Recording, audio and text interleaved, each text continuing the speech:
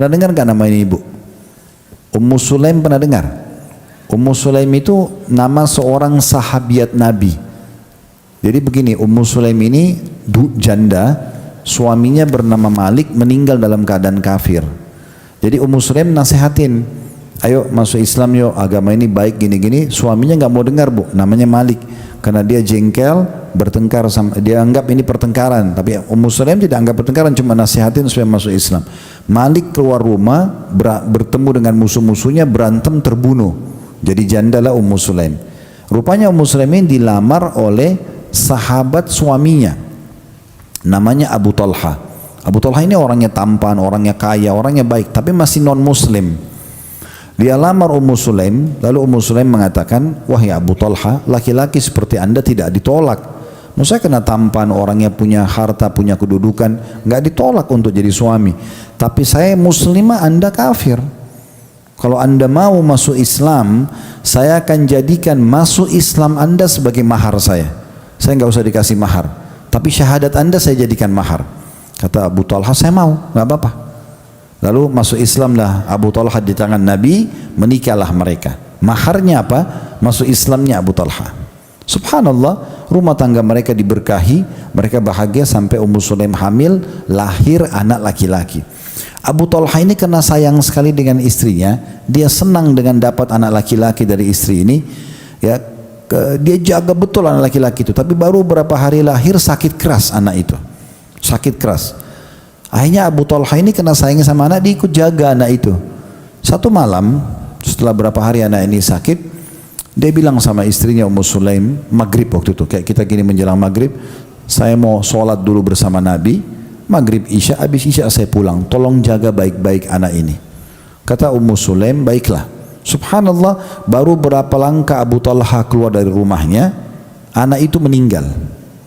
Bayi tadi itu meninggal, ya, yang sakit. Dan kita mungkin ibu-ibu lebih tahu dari kami tentang bagaimana perasaan kalau sudah mengandung 9 bulan lalu meninggal, pasti sedih gitu kan. Tapi subhanallah, Ummu Sulaim, Allah SWT karuniakan keimanan dalam hati, dan ini menjadi contoh harusnya bagi kita sampai kapanpun, sampai hari kiamat nanti. Siapapun yang ambil contoh-contoh yang baik, bagaimana dia berkomunikasi sehat dengan suaminya. Waktu itu dia bilang sama orang-orang di rumahnya, termasuk ada anak dia dari suaminya yang kafir tadi yang pertama, namanya Anas.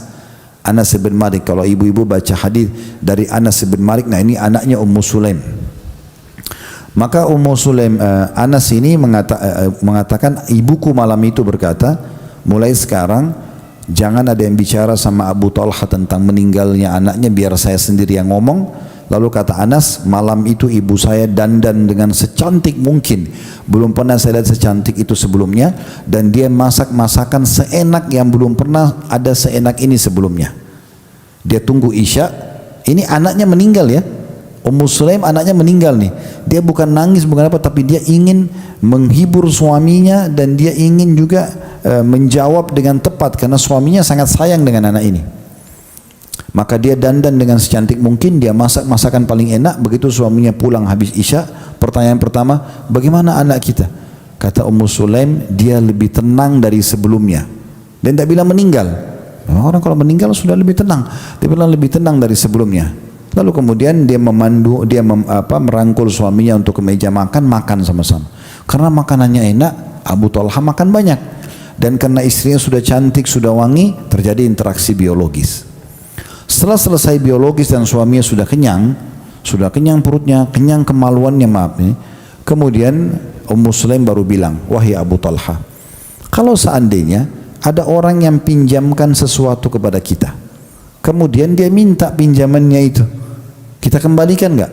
Kata Abu Talha, tentu saja, itu kan punya orang. Maka kata Ummu Sulaim, kalau begitu berharaplah pahala dari Allah, karena dia sebagai pemilik anak kita sudah mengambil anak kita. Dia cuma bilang begitu. Abu Talha kaget, kenapa kau biarkan saya makan sampai kenyang, saya nikmatin tubuhmu, baru kau bahasakan ini? Ummu Sulaim diam saja. Abu Talha tersentuh dengan itu, maksudnya luar biasa istrinya ini. Bukannya malah dia yang panik, dia yang nangis-nangis, malah dia dengan tenang masih bisa layani suaminya. Maka dia bilang, Abu Talha bilang, kalau gitu coba kita ke Nabi SAW, kita dengarin, kita ceritain ini apa saran Nabi. Maka suami istri pergi kepada Nabi SAW. Nabi waktu dengar, Nabi senyum. Lalu Nabi mengatakan, terjadikah interaksi biologis antara kalian? Kata Abu Talha dan Ummu Sulaim, iya. Maka kata Nabi SAW, semoga Allah berkahi.